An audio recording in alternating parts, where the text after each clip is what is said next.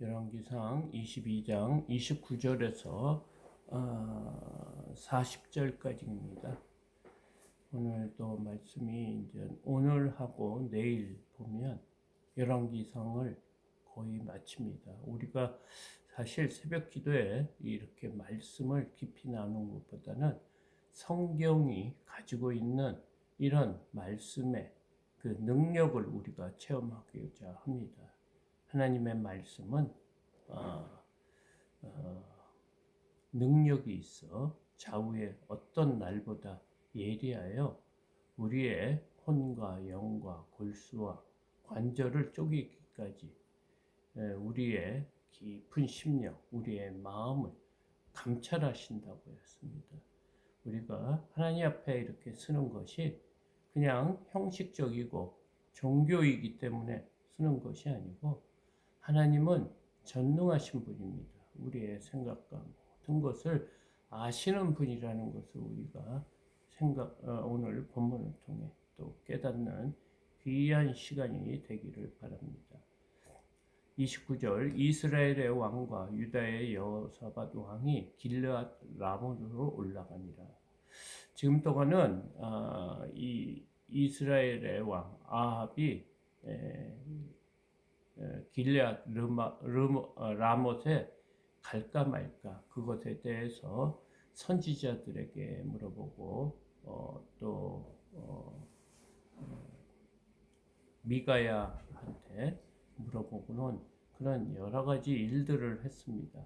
그런데 선지자 400명 선지자는 올라가도 좋습니다. 왕이 하는 대로 하면 하나님께서 도와주실 것입니다. 그러나 미가야는 그런 말을 하지 않았어요. 하나님께서는 그 전쟁에 올라가면 당신은 우리 왕은 분명히 죽을 것이다. 이런 말을 해서 그 아합 왕의 미움을 샀습니다.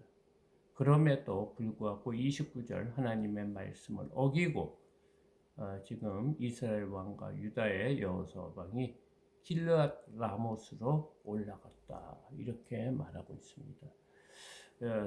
30절 이스라엘의 왕이 여호사밧 왕에 이르되 나는 변장하고 전쟁터로 들어가려 하노니 당신은 왕을 입으소서 하고 이스라엘 왕이 변장하고 전쟁터로 들어가니라. 지금 이스라엘의 그 아합 왕은 지금 여러 가지 꾀를 쓰는 것 같습니다. 지금 그들은 왕복을 입고 이렇게 전쟁을 하고 갔던 것 같습니다. 그런데 그 중에 아합 왕은 자신이 변장을 하고 전쟁터로 들어가겠다. 그러니까 자신이 왕이 아닌 것처럼 하고 지금 전쟁터로 들어간다. 이런 말을 하고 있습니다. 이것이 자신의 생각인지 하나님의 그 말씀대로 이루어지기 위한 생각인지 이 본문에서는 말을 하지 않고 있습니다. 그리고 여호사밧 왕에게는 왕복을 입고 전쟁터에서 병거를 타고 전쟁을 했으면 좋겠습니다. 그런 제안을 하고 자신은 그 병사들처럼 갑옷을 입고 이제 전쟁터로 들어갔다. 이 얘기입니다. 31절 아람 왕이 그의 병거의 지휘관 32명에게 명령하여 이르기를 너희는 작은 자나 큰 자와 더불어 싸우지 말고 오직 이스라엘 왕과 싸우라 한지라. 그러니까 아람 왕은 이 전쟁에서 목적이 뭐냐? 이스라엘 왕을 죽이는 거예요. 그러니까 아합 왕을 죽이기 위해서 그 지휘관 32명에게 이런 말을 한 거예요. 너희들은 그 병사들하고 싸우지 말라는 거예요. 병사들이 아무리 높고 뭐 이런 사람이라도 그런 사람하고는 싸우지 말고 오로지 이스라엘 왕을 싸워서 죽이라는 뜻이죠. 이스라엘 왕과 싸우라 이런 생각을 한 것도 이런 하나님이 또 아람 왕에게 또 이런 생각을 준 것도 하나님이 아니신가 이렇게 생각을 듭니다. 32절 병거의 지휘관들이 여호사밧을 보고 그들이 이르되 이가 틀림없이 이스라엘 왕이라 하고 돌이켜 그와 싸우려 한즉 여호사밧이 소리를 지르는지라. 지금 전쟁터에서 32명의 그 지휘관들이 여호사밧을 이스라엘의 왕을 본 겁니다. 그런데 사실 아합 왕이 아니고 여호사밧이지 않습니까? 유대 왕. 그 사람을 이제 왕인 줄 알고 이 사람이 틀림없이 이스라엘의 왕이다. 왜냐하면 여호사밧 왕은 왕복을 입고 있었던 거예요. 그러니까 눈에 확 띄는 거죠. 이런 일을 있고 이제 그를 싸우려 이제 죽이려 했다는 거죠. 그러니까 여호사밧 왕이 소리를 질렀다. 이런 말은 아마 하나님께 기도했다는 그런 말이 아닌가. 하나님 살려주십시오. 막 이런 아주 애타는 기도 소리가 아닌가 이렇게 생각합니다. 33절 병거의 지휘관들이 그가 이스라엘 왕이 아님을 보고 쫓기를 그치고 돌이켰더라. 병거에 있던 지휘관들 32명 그 아람 왕의 지휘관들이 이렇게 싸우려고 딱 했는데 또 그들이 아합 왕인지 그 얼굴을 알 수가 없지 않습니까? 그 전쟁터에서. 그런데도 그 병거의 지휘관들이 이스라엘의 왕이 아닌 것을 알았다는 거예요. 오늘 29절에서 32절까지 이렇게 보면 우리가 그냥 자연적으로 생기는 일 같지만 그렇지 않다는 거예요. 오늘 본문은 하나님이 말씀하신 대로 그대로 이루어진다는 거예요. 그래서 지금 이스라엘 왕이 길르앗 라못으로 가지 말라고 해도 끝까지 가는 것은 무엇이냐? 하나님이 이 전쟁을 통해 아합을 심판하시겠다는 거예요. 하나님은 전쟁을 통해 우리를 심판하시는 그런 장으로 삼으셔요.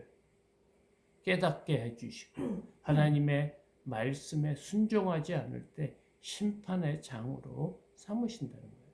그러니까 지금 갑자기 아합 왕이 자신은 변장하고 전쟁터로 들어가겠다. 그러니까 사실은 아람 왕의 그런 생각을 안 것이 아닌가 이렇게 생각합니다. 왜냐하면 31절에서 지휘관 32명한테 너희들은 큰 자나 작은 자하고 싸우지 말고 오로지 이스라엘 왕과 싸우라. 그를 죽이라 하는 그것이었죠. 그리고 또 지휘관들이 또 이스라엘 왕을 이렇게 발견하고 또 싸우려 했으나 하나님께서 여호사밧을 보호해 주시기 위해서 지휘관들이 그 여호사밧 왕이 이스라엘의 왕이 아님을 알고 쫓지를 않았다. 이렇게 말하고 있습니다. 그리고 정말 결정적인 것은 34절입니다. 한 사람이 무심코 활을 당겨 이스라엘 왕의 갑옷 솔기를 마친지라 왕이 그 병걸 모는 자에게 이르되 내가 부상하였으니 내 손을 돌려 내가 전쟁터에서 나가게 하라 하였으나. 그런데 이 전쟁터 안에서 어떤 그 병사가 무심코 활을 쐈는데 그 화살이 이스라엘 왕 아합 왕 갑옷 솔기라고 해요. 갑옷에는 여러 가지 비늘 같은 게 이렇게 달렸습니다.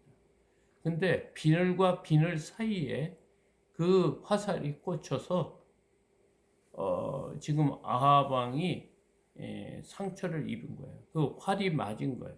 그래서 이 아람 군대가 그 병사가 쏜 그 화살을 통해서 지금 누구를 향해서 쏜 것도 아니에요. 그냥 무심코 이렇게 활을 당겨서 쐈는데 그것이 아방 그 갑옷 그 사이에 솔기 사이로 들어가서 맞춰서 지금 부상을 당했다 이렇게 말하고 있습니다. 그러니까 이것도 오늘 무심코 이렇게 활을 쏘았다지만 그것은 그 병사의 생각이고 하나님의 입장에서는 이것이 하나님의 말씀대로 하나님의 섭리대로 아합에게 지금 벌을 심판을 가하고 있다. 그러면서 그 아합이 지금 이 자신이 부상당했기 때문에 전쟁터에서 빠져나와 나의 상처를 치료받기 위해서 나가자 이렇게 제안을 합니다. 그런데 오늘 35절 또 하나님의 역사를 또 보면 이날에 전쟁이 맹렬하였으므로 왕이 병거 가운데 붙들려 서서 아람 사람을 막다가 저녁에 이르러 죽었는데 상처에 피가 흘러 병거 바닥에 고였더라. 지금 뭐냐면 거기서 화살을 맞고 급히 나가서 치료를 하면 살 수 있을 그런 상황이었던 거예요. 그런데 그 날의 전쟁이 너무너무 맹렬했다는 거예요. 싸움이 심해서 도저히 전쟁터에서 빠져나갈 수 없는 상황이래요. 그래서 그와 함께 있던 병거탄 자가 그 아람 왕이 서서 계속 있는데 그 아람 사람을 죽이기 위해서 저녁까지 싸웠다는 거예요. 그리고 이렇게 보니까 상체에서 피가 흘러 병거 바닥에 고였다. 이렇게 말하고 있습니다. 지금 우리가 생각하기에 이것이 자연적으로 할 수 없이 뭐 저 그날에 전쟁이 맹렬했다 이렇게 생각할 수 있지만 오늘 성경 말씀은 그것이 아니라는 거예요. 하나가 하나님이 다 계획해서 오는 거예요. 아방이 하나님의 말씀을 들을 수도 있었고 듣지 않을 수도 있었는데 그 말 중에 거짓 선지자의 말을 듣고 나간 거예요. 그리고 왕의 왕복을 벗고 갑옷을 입고 이렇게 전쟁터로 나간 것도 아합왕의 생각 같지만 하나님이 이 생각을 아합에게 줬다는 거예요. 그리고 이 아합왕도 아람 왕의 그 생각을 안 거죠. 자신만의 꾀를 써서 자신은 이 싸움에서 승리를 하고 이 여호사밧 왕이 죽는 그런 계획을 세웠는데 그 계획이 무너지고 하나님의 계획대로 그 여호사밧 왕이 또 소리를 질러 그 지휘관들이 알게 되고 또 그것을 아님을 보고 이렇게 돌이켰다 이렇게 말하고 있습니다. 이처럼 한 병사가 무심코 쏜 이 활에 의해서 여호사밧은 비참하게 뭐라고 그럴까요? 의미도 없는 그런 싸움에서 죽은 거예요. 그 죽은 것도 그 활을 맞아 살 수도 있는데 피를 너무 많이 흘리는 그런 상황으로 하나님께서 또 만드셨다는 거예요. 왜 그렇습니까? 하나님께서는 아합의 왕이 흘린 피를 개가 핥을 것이라 이렇게 예언을 했습니다.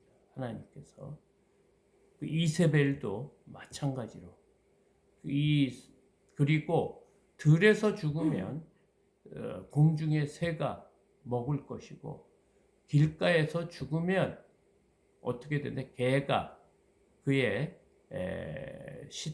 피를 핥을 것이다. 이런 그 선지자를 통해서 말을 했습니다. 오늘 40절까지 안 보고 35절까지 보려고 합니다. 이 날에 싸움이 맹렬해서 이 전쟁터에서 나갈 수 없는 이런 상황까지 하나님께서 만드신 것을 우리가 기억을 해야 됩니다. 이 성경 말씀은 하나님이 무엇을 가르쳐 주시려고 하는 거냐면 하나님이 택한 백성을 구원하시겠다고 했어요. 이 성경 말씀은 하나님의 말씀대로 언약 약속한 말씀대로 이루어진다는 것을 우리가 잘 깨닫기 바랍니다. 하나님께서는 우리를 한번 택한 백성은 끝까지 하나님의 백성으로 삼으시고 구원하시는 그 길을 포기하지 않는다는 거예요.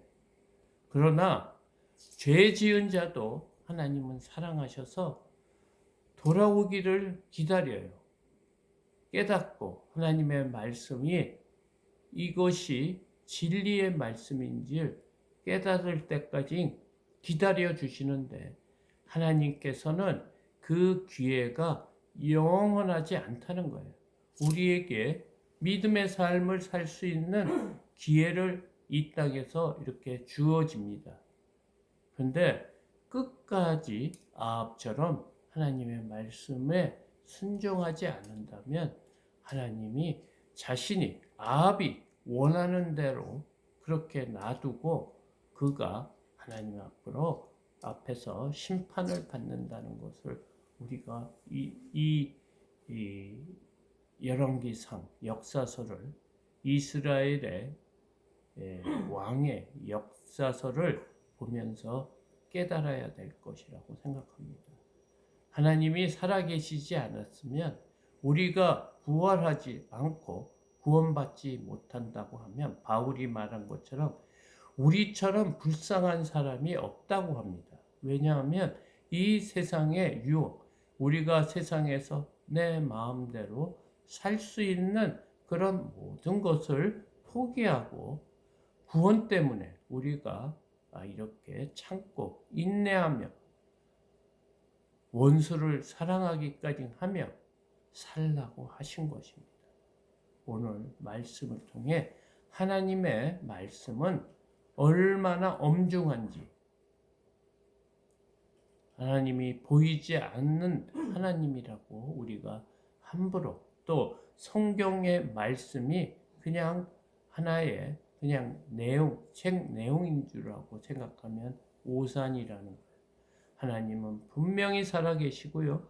우리의 삶, 우연인 것 같지만 이 우연이 아니라는 거예요. 모든 것을 계획하시고 그 계획대로 우리를 이끄신다고 합니다. 이런 하나님을 우리가 잘 기억하고 말씀에 순종하는 삶을 살기 바랍니다. 그리고 지금 이 나라가 좀 비상 계엄령이 선포돼서 지금 나라를 위해서 우리가 기도해야 할 때가 아닌가 생각합니다. 이것이 윤석열 대통령의 생각인 것 같지만 그렇지 않을 수도 있어요. 이 나라의 왕은 하나님께서 세우신다고 그랬어요. 그 왕이 악한 왕인지 아주 선한 왕인지 그것도 하나님이 선한 왕만 세우는 것도 아니고 악한 왕만 세우는 것도 아닙니다.